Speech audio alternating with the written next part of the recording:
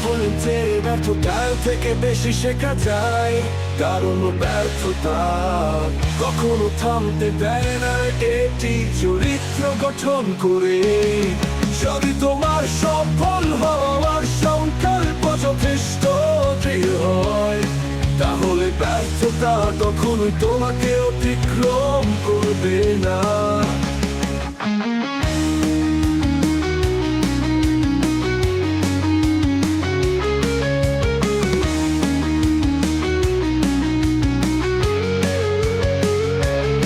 শুরু করার জন্য তোমাকে মহান হতে হবে না, কিন্তু তোমাকে মহান হয়ে শুরু করতে হবে।